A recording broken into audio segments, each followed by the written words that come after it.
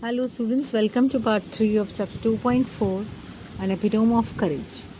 हम देख रहे थे डॉक्टर स्टीफन हॉकिंग के बारे में, जिन्होंने इतनी डिसेबिलिटी के बाद भी अपना शोध प्रबंध जारी रखा।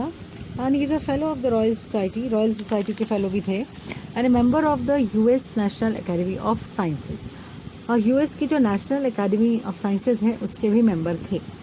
In spite of being considered Einstein's equal in intelligence, तो उनको आइंस्टाइन का इक्वल माना जाता है बुद्धिमत्ता में। Doctor Hawking is a very humble man. Doctor Hawking जो है बहुत ही विनम्र व्यक्ति हैं। A simple down to earth man, बिल्कुल ही सादे हैं, अतिशय विनम्र है। डाउन टू अर्थ का मतलब होता है बहुत ही विनम्र होना, घमंड ना करना। He has authored many books dealing with his awesome ideas keeping a layman in mind. उन्होंने बहुत सारी बुक्स लिखी हैं अपनी प्रचंड कल्पना शक्ति को दिखाती हुई, और उन्होंने ध्यान में रखा हुआ है एक साधारण व्यक्ति को। ले मैन का मतलब होता है एक साधारण व्यक्ति।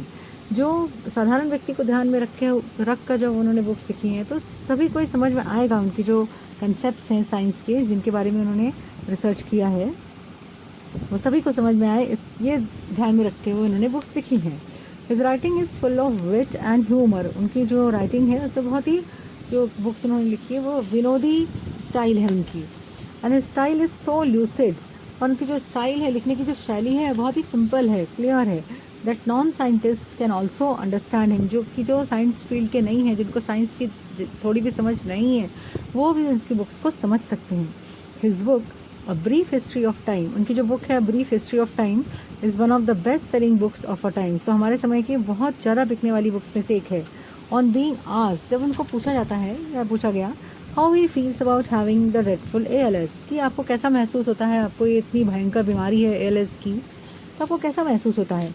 Doctor Hawking the quintessence of optimism, तो डॉक्टर हॉकिंग जो कि परफेक्ट एग्जाम्पल हैं। क्विंटेसेंस का मतलब होता है जो परफेक्ट एग्जाम्पल हैं ऑप्टिमिज्म के। ऑप्टिमिज्म होता है आशावाद, सकारात्मकता, उसके वो जीते जागते एग्जाम्पल हैं। तो वो बोलते हैं not very different from the rest, कि मैं दूसरे लोगों से ज़्यादा अलग अनुभव नहीं करता हूँ। I try and lead as normal a life as possible, मैं कोशिश करता हूँ कि मेरा लाइफ है वो जितना नॉर्मल हो सके उतना नॉर्मल मैं जीऊँ। I not think about my condition, और मेरी जो कंडीशन है उसके बारे में ज़्यादा ना विचार करूँ। और regret the things it prevents me from doing which are not many, और या मैं पछताते हुए बैठा रहूँ या सोचता रहूँ कि वो चीज़ों के बारे में जो मैं नहीं कर सकता हूँ, और ऐसी चीज़ें ज़्यादा नहीं हैं। तो बहुत ही होपफुल हैं। Doctor Hawking firmly believes that in the next millennium, तो वो उनका फर्म विश्वास है, बिल्कुल विश्वास है कि आने वाले हज़ारों सालों में science will discover the core secrets of this universe.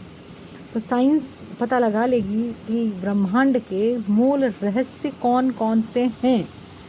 Its origin, ब्रह्मांड का ओरिजिन कहाँ है, उसकी उत्पत्ति कहाँ पर हुई, कैसे हुई।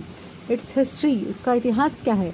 And may be even predict it's ultimate demise, और ऐसा हो सकता है कि विज्ञान एक पता लगा ले कि इसका जो विनाश है, हमारे जो ब्रह्मांड का विनाश कैसे होगा, उसके बारे में भी वो फोरकास्ट कर पाए, ऐसा उनका मानना है।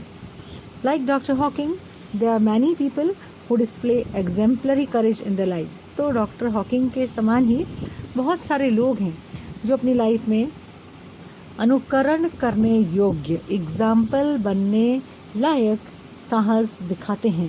Let us salute all those brave people, तो आइए हम ऐसे साहसी लोगों को शतशः प्रणाम करते हैं, who in spite of being disabled strive to do their best, जिन्होंने अपने अपंगत्व के बावजूद, उनको जो प्रॉब्लम्स थी, फिजिकल प्रॉब्लम्स के बाद भी, they strive to do their best, वो अपना बेस्ट देने की कोशिश करते हैं। ऐसे लोगों को शत शत प्रणाम। Hello students, welcome to part 3 of chapter 2.